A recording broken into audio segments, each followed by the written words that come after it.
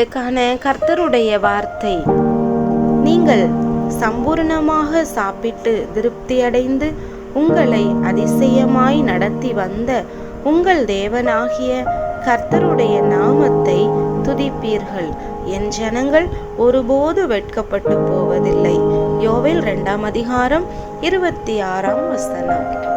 இஸ்ரவேலின் தேவனாகிய கர்த்தர் இஸ்ரவேல் ஜனங்களை வழிநடத்தும் போது அவர்களுக்கு வானத்தின் மன்னாவினாலே அவர்களுக்கு போஷித்து அவர்களை சம்பூரணமாய் நடத்தி வந்தார். எந்த மனிதர்களும் அவர்களை மேற்கொள்ளாதபடிக்கு, அவர்கள் வெட்கப்பட்டு போகாதபடிக்கு அவர்களை நடத்தினார் என்று நாம் பார்க்கிறோம்.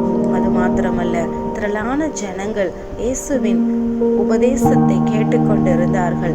அவர்கள் திரும்பி போகும்போது பசியாய் போகக்கூடாது என்பதை தேவன் அங்கே இருந்ததான சிறு பையனுடைய கரத்தில் இருந்த 5 அப்பம் 2 மீனையும் ஆசீர்வதித்து அங்கே இருந்த ஜனங்களுக்கு பங்கிட்டு கொடுத்தார். அவர்கள் திருப்தியாய் சாப்பிட்டார்கள். சம்பூர்ணமாய் சாப்பிட்டு அவர்கள் அங்கே இருந்து கடந்து போகும்போது வெறுமையாய் போகவில்லை, சந்தோஷத்தோடு சமாதானத்தோடு திரும்பி போனார்கள்.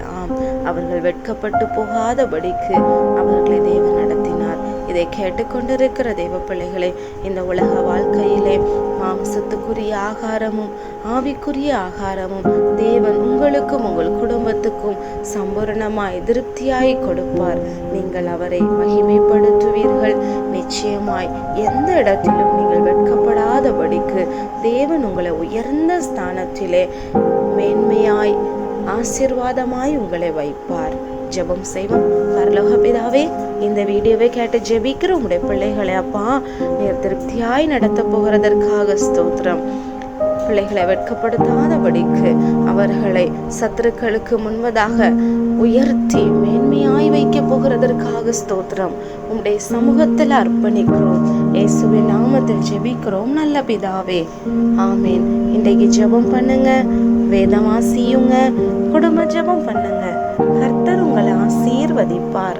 இந்த வீடியோ உங்களுக்கு பிடிச்சிருந்தா லைக் பண்ணுங்க, மற்றவங்களுக்கு ஷேர் பண்ணுங்க. தொடர்ந்து இந்த வீடியோ பார்க்க விரும்புகிறவங்க சப்ஸ்கிரைப் பண்ணுங்க.